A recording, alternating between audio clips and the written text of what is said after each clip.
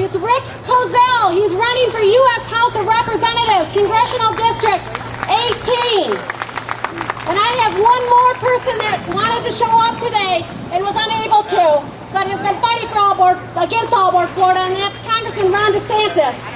He wanted to regret that he cannot join us in person, but grateful for the opportunity to communicate my solidarity with your community regarding All Aboard Florida. All Aboard Florida will harm the quality of life for Floridians and industries in or near the Treasure Coast and Palm Beaches. I'm the only candidate for U.S. Senate supported with all three measures offered in Congress in 2015 by Congressman Posey, which protect the area of All Aboard Florida. I'll continue to support efforts at the federal level to stop All Aboard Florida and protect the people of Palm Beaches and Treasure Coast. So again, this is Congressman Ron DeSantis wanted to be here today and asked me to pass that message along. So, Representative Harrell just touched upon the financing of All Aboard Florida, folks. This has been something Florida Not All Aboard from the very start said taxpayers should not be responsible to fund any portion of this project whatsoever. None. They had the goal to say we're not going to rely on any government subsidies, grants. What a lie that has been. They most certainly are. Even in the southern communities already, there's quiet zones, Palm Beach, Broward, Miami-Dade counties. Guess how that's partially funded? Metropolitan planning organizations. Who funds those? Taxpayers. Who has to pay for the maintenance of these tracks? The taxpayers. We most certainly should have a say in this project, so stop any government funds from aiding this train. One of the things that they're trying to utilize is private activity bonds, which is a form of corporate welfare. I'm going to let my next guest come up. His name is Mr. Mark Mohler. He is an attorney with Corridor Legal, and he wrote a column called There's Really Dumb Investment Opportunities, and then there's All Aboard Florida. He does deserve a really big hand. If you haven't read the column, visit FloridaNotAllAboard.com. You'll see it. Smart change. All right, I'm glad you're awake. All right. So Mark was formerly a partner with one of the largest law firms in America. He represents companies and owners and outside investors in business transactions, venture capital, private equity financings, project finance transactions, joint ventures, business governance, and public offerings and more. He knows his finance with business. Mark Mohler. Thank you, Casey. I got to tell you, folks, I never thought I'd be speaking at a political rally about anything, but especially not about bond markets. So thanks for bearing with me for a minute. I also realize that it's a little too early, and you probably haven't had enough coffee to hear about bond markets for long, so I'm going to keep it brief. Sorry, can you hear me? Raise your hand if you can hear me. Thank you. I said I'm going to keep it brief because I doubt anybody has the tolerance and enough caffeine to talk about bonds for long. But when Casey and I struck up a conversation based on my column about why this will never get financed, she asked me to come down and share some of those thoughts based purely on my experience in capital markets and how projects of this type get financed or don't. And my position is, and it's on video here, you can play it back, you will never see a Bright Line train across your tracks. I will never see a Bright Line train. It's not going to happen, folks. You will never see that pass by my office an hour north of here that sits along these train tracks. And it could be about permitting, it could be about a whole list of other things like people coming together to unite against it. But most practically, it's going to be because these bonds will never sell in the marketplace. Why won't they sell? They simply won't sell because it's a horrible investment idea. There is not a train anywhere that makes money. Investments in capital markets are obviously about making money. Trains don't make money, they're subsidized. I've lived my whole life along the tracks of what this train is supposed to be. I grew up in South Florida. I've spent most of my working career in Orlando, and for the last 10 years I've been in Melbourne. I think I know the demographics. In fact, I used to have an office on the third floor of that building when I first started out as an attorney. So I've got 5 counties worth of experience of life in the 8 counties that this train proposes to run. Is anybody who's got me beat out there 5 counties out of 8? Okay, I think I win that. My point is this: I know these communities and I know mass transportation.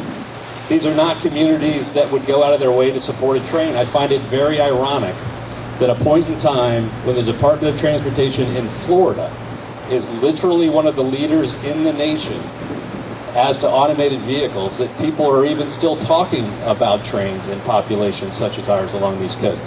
It's a really bad investment idea, and I think everybody here knows that the fund managers that are promoting this are not promoting it because of the investment around the train. Absolutely, it is all about freight. It is all about everything else to them, and they know this thing will lose money. Now, their problem is they've got to take this out to the bond markets now. Why do people think it's going to get financed? And that's why I wrote my column in the first place. I kept hearing over and over again, oh, well, the financing is a done deal. Folks, it's far from a done deal. Nothing has happened that is about to make this thing be financed. When you see things, now journalists don't specialize in financial markets, so they can be forgiven a little bit when they get confused. But when you see things like the state of Florida offering through one of its entities to be a conduit for the bonds, understand that they're putting up no risk capital. $0. It costs them $0. In fact, they get paid in the event that those bonds price.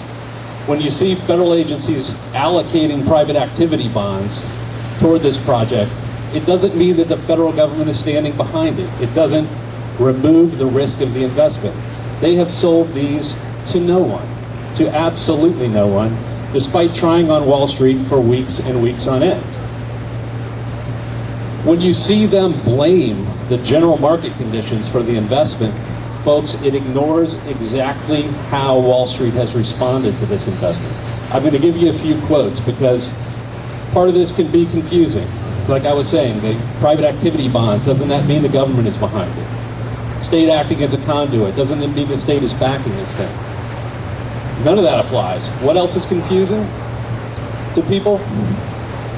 Well, when you hear actual fund managers who are being sold these products speak negatively about it, understand that that's fairly exceptional. I'm going to give you a few quotes here in a minute. But when Wall Street fund managers speak openly and publicly in a negative way about an investment, it means a lot. Because when they just think it's a bad investment, they typically say nothing. And one of the reasons for that is the bank, and this is another confusing thing. You read, well, Merrill Lynch, Bank of America, is the investment banker. Don't be confused by the word investment banker. It doesn't mean they're putting up any risk capital. Again, they're brokers. They're trying to get paid to sell this to somebody else. Merrill Lynch is not financially backing this product. But what they are doing is they're using their brokerage leverage to try to sell this to large institutions. When you add risky investments to needing a lot of money, and folks, in any market, $1.75 billion is a lot of money. You can't sell that to Jimmy's and Joe's. You've got to sell that to large financial institutions. And when Merrill Lynch tried to sell that to large financial institutions, they're leveraging their personal relationships and their business relationships. So these fund managers don't want to openly speak negatively about that product because they don't want to burn the bankers who they rely on for deal flow. But nevertheless, I'm going to give you some quotes. And like I said, when you hear these quotes, understand this is as negative as I have ever read institutional fund managers react to a bond offer. These are all people that manage, in some cases, billions of dollars. First quote. The fact that they're trying to offload their risk to investors is very telling. This isn't something I would recommend for my clients. That's damning, folks. Those are investment managers saying this is not a good product. That's investment managers saying they're trying to offload the financial risk to me and my clients, and it's not going to happen. This is a very high-risk project, said another fund manager. I would question whether they would get the kind of ridership they may need quickly enough to make it work. Well, yeah, it's never going to happen. We looked at it, but we are not going to be participating. It came down to a credit decision. Again, fund managers speak for, we're not going to get paid back. Why would we buy these things? It's a credit decision. And finally, it was not price to demand. That's about all I will say. That's a classic fund manager. He doesn't want to say more, but he's saying, hey, this was not price to demand, which means I'd have to get a whole lot more return to do anything anywhere close to this risk. So for those reasons, I again predict you will never see a bright line train, and it will be all about finance. It not only is not a done deal, folks, it isn't going to happen. Thank you very much.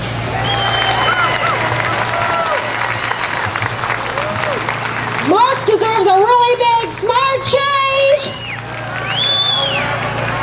Yes, I hope Mark doesn't mind. He drove all the way down from Melbourne, and today is his birthday. Happy birthday, Mark. We really appreciate it. All right.